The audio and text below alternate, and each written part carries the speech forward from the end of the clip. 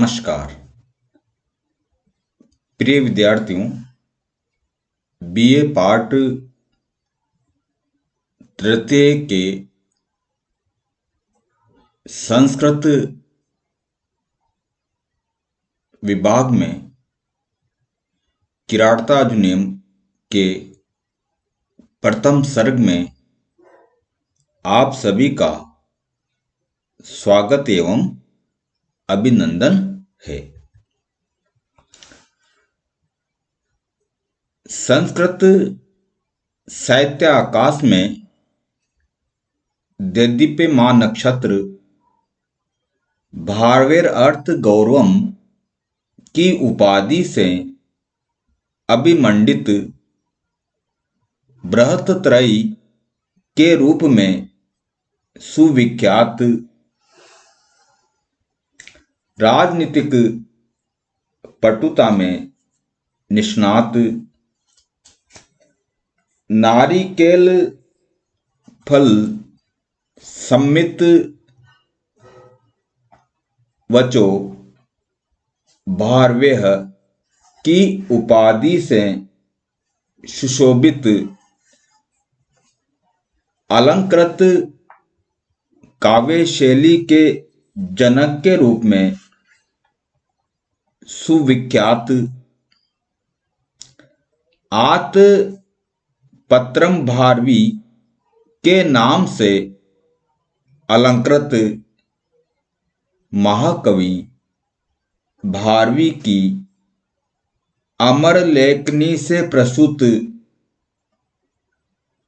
अष्टादश सर्गात्मक एकमात्र महाकाव्य किरातार्जुनीयम के प्रथम सर्ग से उद्धृत है, जिसमें कौरवों से दूत क्रीड़ा अथवा जुए में पराजित होकर महाराज युधिष्ठिर अपने भाइयों सहित द्रौपदी के साथ वन में आकर रहने लगते हैं। वहां रहते हुए युधिष्ठिर ने कौरवों की शासन व्यवस्था संबंधी जानकारी प्राप्त करने के लिए गुप्तचर के रूप में एक वनेचर अथवा वनवासी को कौरवों की राजधानी हस्तिनापुर भेजा जाता है। वह वनेचर ब्रह्मचारी का वेश धारण करके हस्तिनापुर जाकर और वहां कुछ दिन व्यतीत करके संपूर्ण वृत्तांत को जानकर या ज्ञात करके पुनः द्वैत वन में युधिष्ठिर के पास आता है और वह वनेचर उस दुर्योधन की शासन व्यवस्था का वर्णन इस सर्ग में करता है कि उस वनेचर ने वहां पर दुर्योधन की शासन व्यवस्था में क्या क्या अच्छे कार्य देखे हैं, क्या क्या बुरे कार्य देखे हैं। इसीलिए वह वनेचर कहता है कि हितम मनोहारी च दुर्लभम वच, हितकारी और मन को आकर्षित लगने वाले जो वचन होते हैं वह कहने वाला अति दुर्लभ होता है। और साथ ही साथ ये भी कहता है कि जो हित को चाहता है वह हितैषी के समक्ष झूठ लेकिन प्रिय बात बोलने की इच्छा नहीं रखते हैं। इसी संदर्भ में आगे वह वनेचर वहां पर क्या क्या देखता है, इसी का वर्णन इस श्लोक में किया गया है। विशंकमानो भवतः पराभवम् नृपा आसनस्थोऽपि वनादिवासिनः दुरोदर छद्मजीतां समिहते नयन जैतुम जगति सुयोधनः। अब देखिए इसका अन्वय। अन्वय इसलिए यहाँ पर दिया गया है ताकि आपको इस श्लोक को पढ़ने में और इसको समझने में क्रम से सुगमता प्राप्त हो। तो अन्वय देके नरपा आसनस्थः अपि सुयोधन वनादिवासिन बहुत पराभवम विशंकमानः दुरोदर छद्म जीताम जगतिम नयन जैतुम समीहते। तो यहाँ पर वह वनेचर कह रहा है, शब्दार्थ देके नरपासनस्थ अपि राज सिंहासन पर आरूढ़ होकर, अपि का अर्थ होता है भी, सुयोधन, सुयोधन किसके लिए आया है? सुयोधन उस दुर्योधन के लिए आया है। सुयोधन किसके लिए आया है? उस दुर्योधन के लिए आया है। सुकेन युध्यते इति सुयोधन, तो जो अच्छा कार्य करता है उसके लिए भी सुयोधन का प्रयोग होता है। वना आदिवासी न, वन में निवास करने वाले, बहुत करता है आप की ओर से।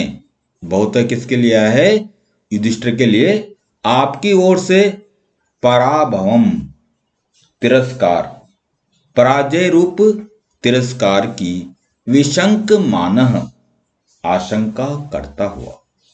तो इसका शब्दार्थ देखे नरपासनस्थ अपि राज सिंहासन पर आरूढ़ होने पर भी सुयोधन, वह दुर्योधन, वनादिवासी न, वन में निवास करने वाले, बहुत आपकी ओर से। तो युधिष्ठिर को संबोधित करता हुआ कर रहा है। बहुत किसके लिए आया है? युधिष्ठिर के लिए। पराभवम पराजय रूप तिरस्कार की, विशंक मानह आशंका करता हुआ, दुरोदर छद्म जिताम, दुरोदर छद्म जिताम का अर्थ होता है छल कपट करके, जुए में, जुए के बहाने से, जीताम जीती हुई, जगतिम पृथ्वी को, नयन, नयन करता है नीति पूर्वक, नयन करते है नीति के द्वारा, जैतुम जीतने की, जैतुम का अर्थ क्या होता है? जीतने की या जीतना, समिहित इच्छा करता है या जीतना चाहता है। तो दुरोदर छद्म जिताम करता है जुए में छल कपट पूर्वक या दुरोदर छद्म जीताम करते हैं जुए में, जुए के बहाने से जीती हुई, छद्म करते हैं कपट पूर्वक, जीताम जीती हुई, जगतिम करते हैं उस पृथ्वी को या राज्य को, नयन नीति पूर्वक, नीति द्वारा, जैतुम जीतने की, समीहते इच्छा कर रहा है या वह दुर्योधन चाह रहा है। तो अब इसका अर्थ हो जाएगा, सब अनुवाद देके, नरपासनस्थ अपि, राज सिंहासन पर आरूढ़ होकर भी, बैठा हुआ होने पर भी, सुयोधन दुर्योधन, वनादिवासिन वन में निवास करने वाले, बहुत आप लोगों की ओर से, पराभवम पराजय रूप तिरस्कार की, विशंक मानह आशंका करता हुआ, आपके विजित होने की आशंका करता हुआ, तो नरपासनस्तपि राज सिंहासन पर आरूढ़ होने पर भी सुयोधन वह दुर्योधन वनादिवासी न वन में निवास करने वाले बहुत आपकी ओर से पराभवम पराजय रूप तिरस्कार की विशंकमान आशंका करता हुआ दुर्योधर छद्म जीताम जुए के बहाने से छल कपट पूर्वक जीताम जीती हुई जगतिम इस पृथ्वी को नयन नीति पूर्वक जैतुम समेत जीतना चाहता है। तो यहाँ पर दुर्योधन के बारे में वह वनेचर कह रहा है कि हे राजन, अपने स्वामी को वह वनेचर दुर्योधन संबंधी घटना को बताते हुए कहता है कि दुर्योधन यद्यपि राज सिंहासन पर आरूढ़ है तथा आप राज्य के अधिकार से वंचित होकर के और इस घने जंगल में दर दर भटक रहे हैं, निवास कर रहे हैं, फिर भी हे राजन, उस दुर्योधन को आपसे डर है, भय है कि किसी भी दिन आप युद्ध में उस दुर्योधन को पराजित करके अपना राज्य वापस ले सकते हैं। इसलिए उस दुर्योधन का यह प्रयास है कि जिस राज्य को उसने जुए में छल कपट पूर्वक प्राप्त किया था, उसे वह अब नीति पर चल करके, नीति शास्त्र के नियमानुसार चल करके और पुनः प्राप्त करना चाहता है।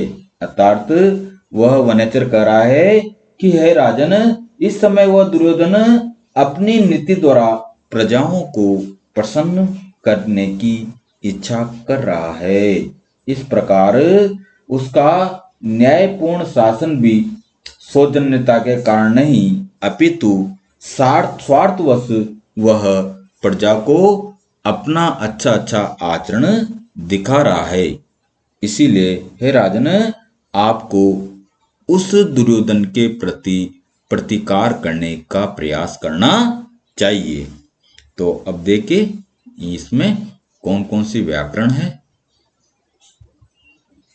व्याकरणात्मक टिप्पणी देखिए। नरपासनस्थ, नरपस्य आसनम षष्ठी तत्पुरुष समास है इसमें।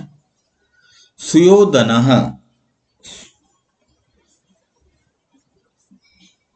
सुकेन युध्यते इति, सुयोधन तृतीय तत्पुरुष समास है।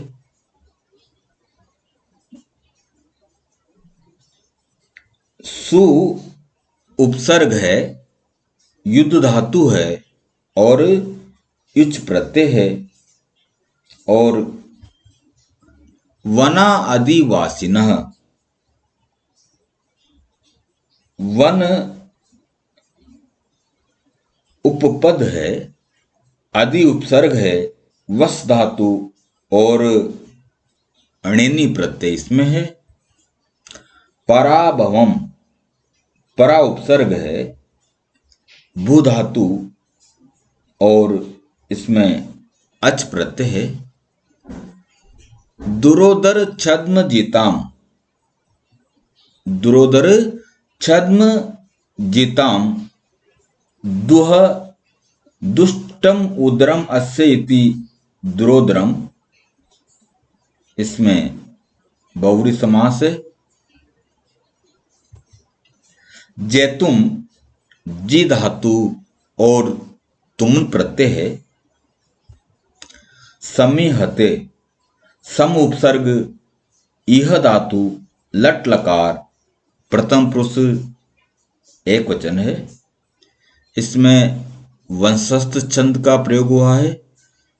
जतो तु वंशस्थम मुदीरतम जरौ, इसमें काव्यलिंग अलंकार का भी प्रयोग हुआ है।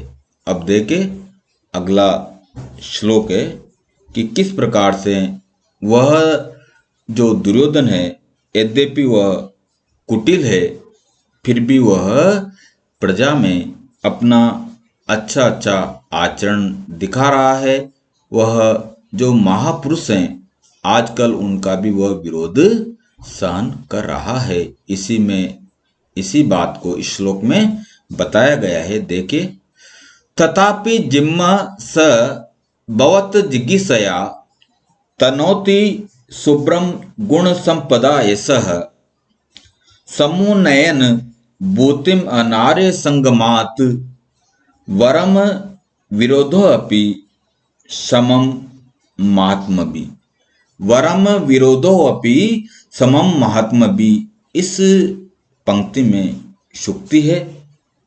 तो देखे, वरम विरोधो अपि समम महात्मभि, महान पुरुषों के साथ समम करते साथ, विरोधो अपि विरोध भी, संगमम वरम श्रेष्ठ कहलाता है। अब इसको समझाएंगे।